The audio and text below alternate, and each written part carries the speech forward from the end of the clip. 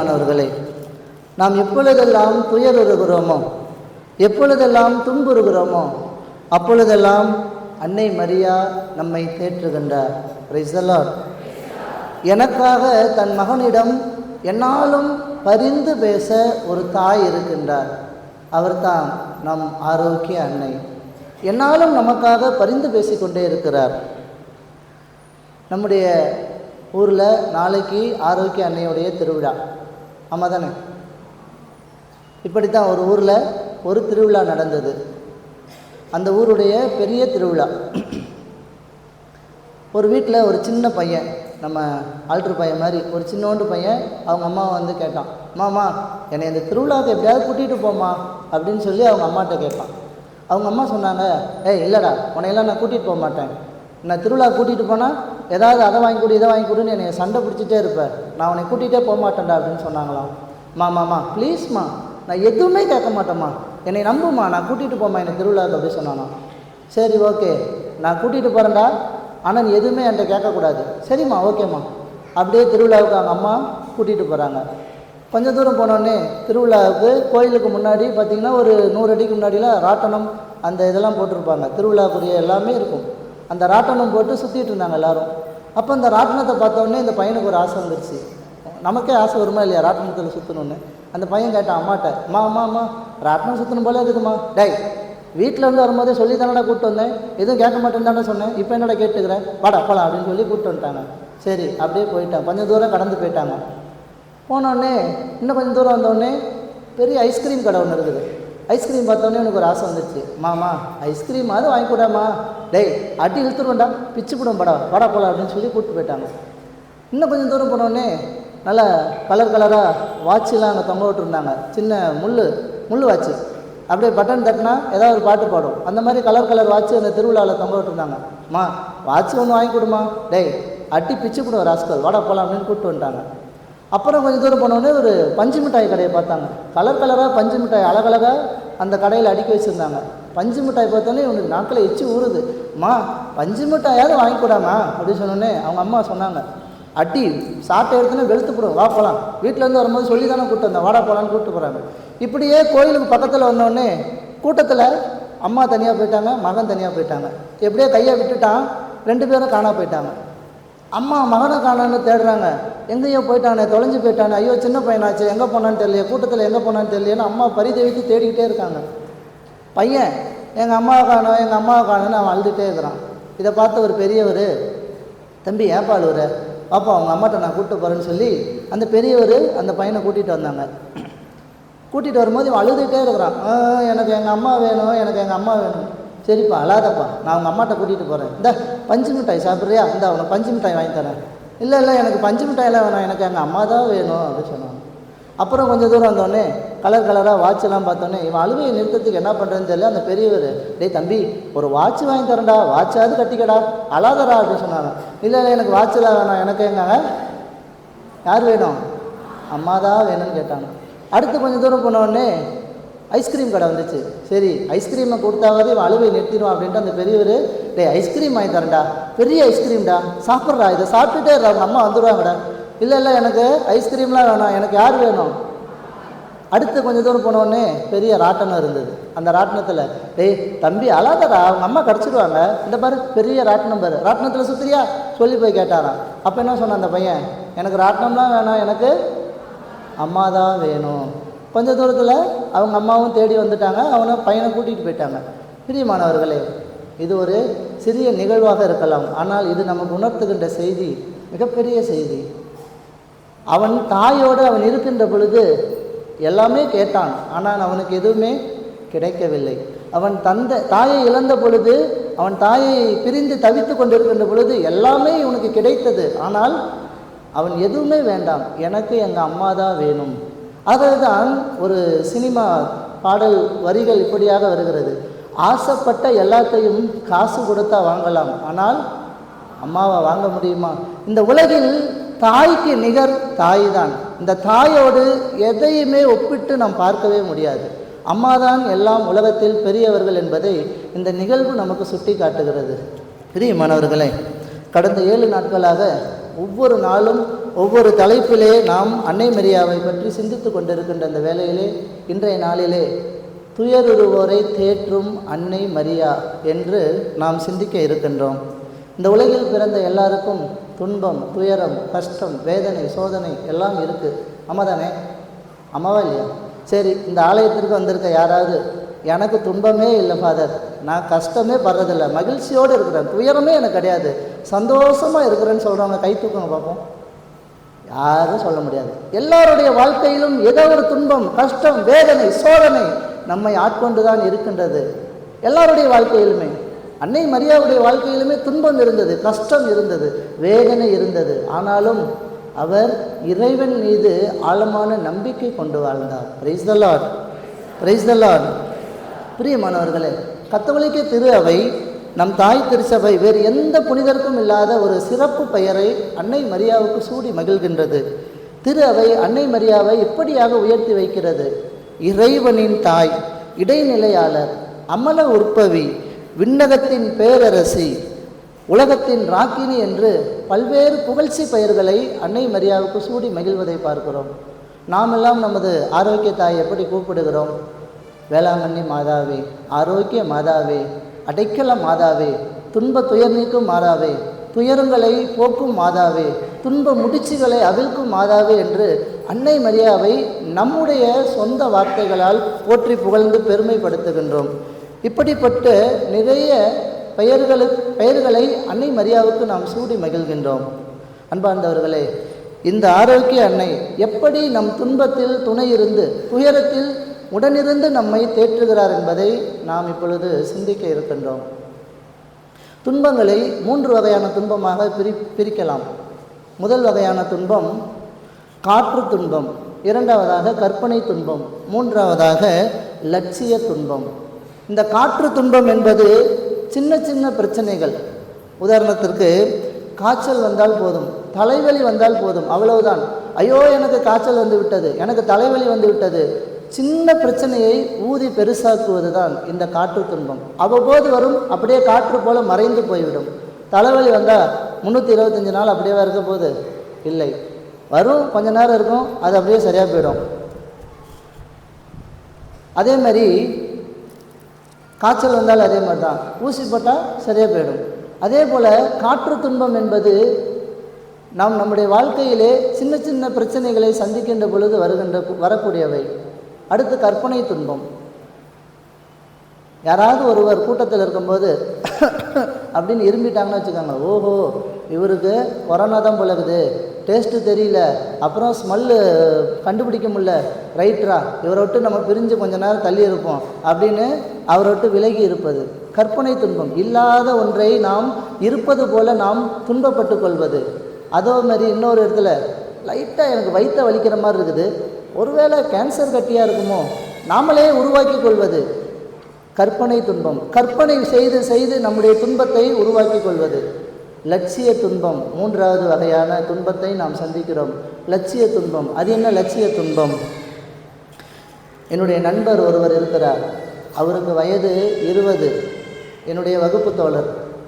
தன்னுடைய அப்பா அம்மாவிற்கு ஒரு ஆக்சிடெண்ட்டில் கால்கள் இழந்து போயிட்டது. அவங்க அப்பா அம்மாவை இவர்தான் வீட்டிலே வைத்து கொண்டு இன்றளவும் பராமரித்து வருகின்றார். ஏறக்குறைய 30 வயது ஆகிறது அவருக்கு. எத்தனையோ முறை சொல்லி பார்த்தார்கள் உறவினர்கள், சரிப்பா உனக்குன்னு ஒரு வாழ்க்கையை தேடிக்கோ, ஒரு கல்யாணத்தை பண்ணிக்கோ, ஏன் இப்படி பண்ணுற, ஏன் இப்படி கஷ்டப்படுற? இல்லை, என்னுடைய அப்பா அம்மாவிற்காக நான் கடைசி வரை நான் திருமணமே செய்து கொள்ளப் போவதில்லை, அவர்களோடு இருந்து அவர்களை தேற்றுவது தான், அவர்கள் துன்பத்தில் உடனிருப்பது தான் எனக்கு மகிழ்ச்சி அளிக்கிறது என்று சொல்லி இன்றளவும் அவருடைய தாய் தந்தையரை தன்னுடைய ஊதியத்திலே பார்த்து கொள்கின்றார். இதுதான் லட்சிய துன்பம். இன்னொரு உதாரணத்தை பாருங்கள். இன்னொரு நண்பர், குழந்தை வரம் இல்லை, பல்வேறு ஆண்டுகளாக கடவுளிடம் வேண்டி கடவுள் ஒரு குழந்தையை கொடுத்தார். அப்பொழுது அந்த குழந்தையை பரிசோதித்த டாக்டர்கள் சொல்லுகிறார்கள், இந்த குழந்தைக்கு மன வளர்ச்சி குன்றி இருக்கிறது, இந்த குழந்தை வளர்ந்தாலும் வெளியே வந்தாலும் அந்த குழந்தை சுயநினைவோடு இருக்காது, ஒரு எம்ஆர் சில்ட்ரனை போல தான் இருக்கும். எனவே இந்த குழந்தையை கலைத்து விடுங்கள் என்று சொன்ன பொழுது அந்த பெற்றோர்கள் சொன்னார்களாம், இல்லை, இந்த குழந்தையை நாங்கள் ஒருபோதும் கலைக்க மாட்டோம், இதை நாங்கள் பெற்றெடுத்து வளர்க்கப் போகிறோம் என்று சொன்னார்கள். இல்லை, இந்த குழந்தையை நீங்கள் பெற்றெடுத்தால் உங்கள் வாழ்க்கையில் துன்பத்தை சந்திக்க வேண்டும், துயரத்தை சந்திக்க வேண்டும், அவமானத்தை சந்திக்க வேண்டும், வேண்டாம், கலைத்து விடுங்கள் என்று சொன்னார் அந்த மருத்துவர். ஆனாலும் இவர்கள் ஒரே குடியாக இருந்தார்கள். இல்லை, இந்த குழந்தை கடவுள் எங்களுக்கு பல ஆண்டுகள் வரங்கள் பொழிந்து குடித்த குழந்தை, இதை நாங்கள் கலைக்கப் போவதில்லை, பெற்றெடுத்து நாங்கள் வளர்க்கப் போகிறோம். எங்கள் வாழ்க்கையில் எத்தனை துன்பங்களை, அவமானங்களை, துயரங்களை சந்தித்தாலும் சரி, இந்த குழந்தையை நாங்கள் வளர்த்தெடுக்கப் போகிறோம். இதுதான் பிரியமானவர்களே லட்சிய துன்பம். விவிலியத்திலே நிறைய மனிதர்கள் இந்த லட்சிய துன்பத்தை அடைந்தார்கள். ஒரு லட்சியத்திற்காக, ஒரு குறிக்கோளுக்காக துன்பம் அடைந்தவர்கள் நிறைய மனிதர்களை சொல்லிக் கொண்டே செல்லலாம். இன்றைக்கு நம் அன்னை மரியாவை பற்றி நாம் சிந்திக்க இருக்கின்றோம். இறை திட்டத்தை தன்னுடைய வாழ்க்கையில் ஏற்றுக்கொண்டதற்காக அவர் பல்வேறு லட்சிய துன்பங்களை அடைந்தார்கள். இன்றைய நற்செய்தியிலே வாசிக்க கேட்டோம்.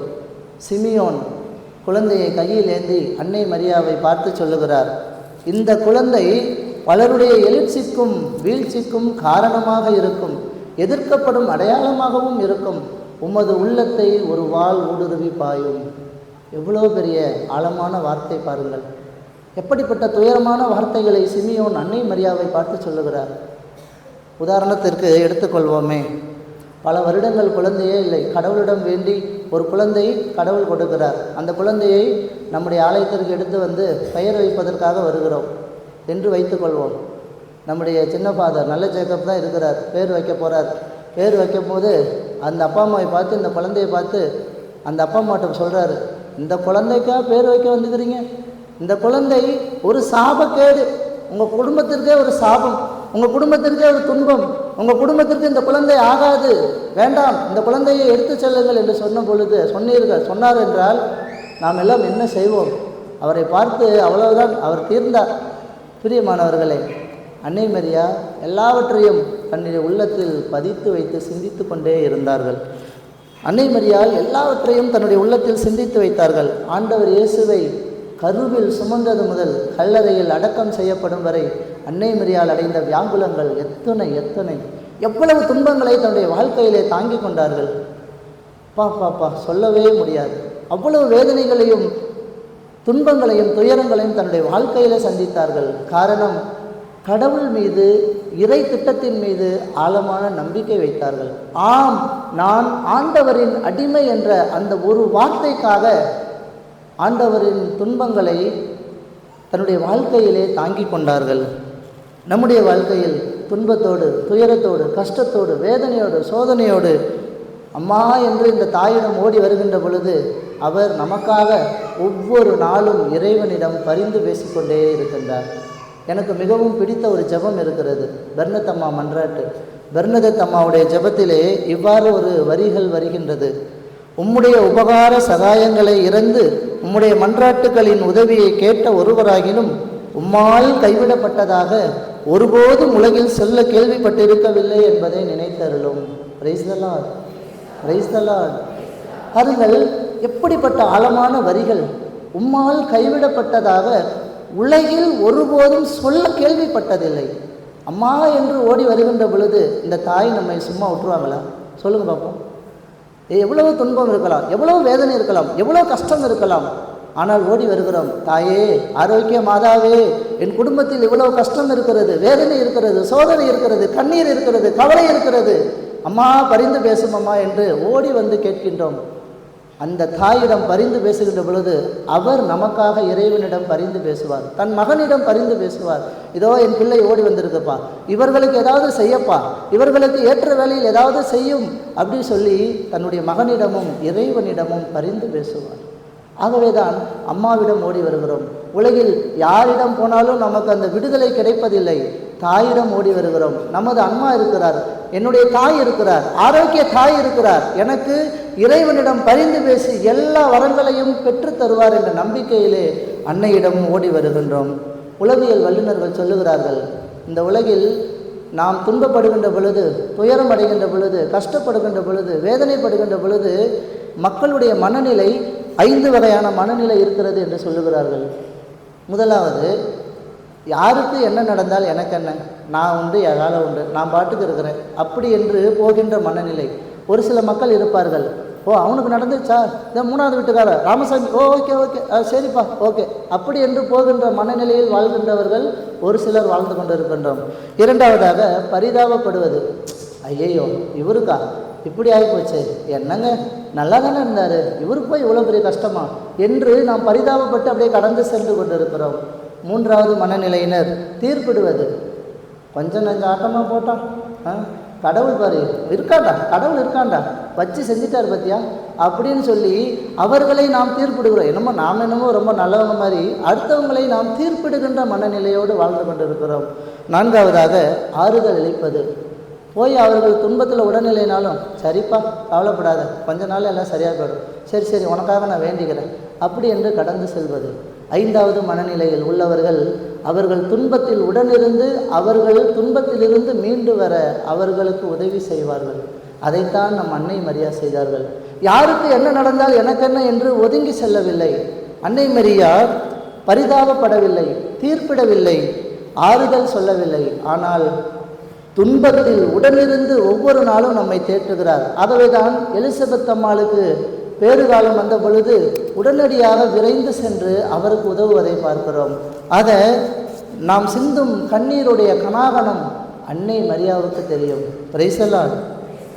யோவான் நற்செய்தி 2ஆம் அதிகாரம் முதல் இறைவாக்கிலே வாசிக்கின்றோம். அழகான அந்த கானாவூர் திருமணத்தை எழுதுகின்றார் யோவான் நற்செய்தியாளர். 3ஆம் நாளில் கலிலேயாவில் கானாவில் திருமணம் ஒன்று நடைபெற்றது. இயேசுவின் தாயும் அங்கு இருந்தார். Price the Lord. பாருங்கள், திருமணத்திற்கு அன்னை மரியா ஏற்கனவே அங்கு இருக்கிறார்.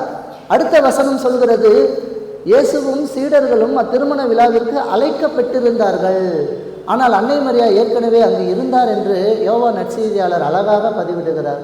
அன்னை மரியா நம் துன்பத்தில் எப்பொழுதுமே இருக்கின்றார், உடன் இருக்கின்றார். அதுதான் நம்முடைய அன்னை மரியாவுடைய சிறப்பாக அமைவதை பார்க்கிறோம். திருத்தூதர் பணிகள் 1:14 வாசிக்கிறோம். இயேசு கிறிஸ்து உயிர் தெழுந்த பிறகு என்ன செய்வது திக்கு தெரியாமல் தவித்து கொண்டிருந்த பொழுது, சீடர்கள் எல்லாம் தவித்து கொண்டிருக்கின்ற பொழுது எல்லாரையும் ஒருங்கிணைக்கின்றார். அன்னை மரியா அந்த மாடி வீட்டிலே சீடர்களோடு இருந்து இறைவனிடம் செபித்து கொண்டிருந்தார். அவர்களுக்கு நம்பிக்கை ஊட்டுகிறார். கலங்காதீர்கள், திகையாதீர்கள், வாருங்கள் எல்லாரும் செபிப்போம் என்று சொல்லி எல்லாரையும் ஒருமுகப்படுத்துகின்றார். அதுதான் துன்பத்தில் உடனிருந்து தேற்றுகின்ற தாயாக இருப்பதை பார்க்கிறோம். பிரியமானவர்களே, இன்றைய நாள் நமக்கு உணர்த்துகின்ற செய்தி இதுதான். நம்முடைய வாழ்வில் எப்பேற்பட்ட துன்பமாக இருந்தாலும் சரி, துயரமாக இருந்தாலும் சரி, தாங்க முடியாத வேதனையோடு நாம் வாழ்ந்தாலும் சரி, அம்மா என்று ஓடி வருகின்ற பொழுது இந்த தாய் நமக்காக இறைவனிடம் பரிந்து பேசிக்கொண்டே இருக்கின்றார். Price the Lord. அந்த அன்னை நம்மோடு என்றும் இருக்கின்றார். என்னாலும் நமக்காக இறைவனிடம் பரிந்து பேசி, என் மகன் துன்பப்படுகிறார், என் மகள் துன்பப்படுகிறாள், என் மகனுக்கு ஏதாவது செய் என்று சொல்லி ஒவ்வொரு நாளும் நமது துன்பத்தில் உடனிருந்து நம்மை தேற்றுகின்ற தாயாக இருக்கின்றார். எனவே அந்த அன்னையின் பிள்ளைகள் நாம் ஒவ்வொருவரும் அவருடைய அந்த நற்பண்புகளை தாங்கியவர்களாக வாழ தொடரும் திருப்பலியில் பக்தியோடு மன்றாடுவோம். வல்ல இறைவன் நல்லருள் புரிவாராக.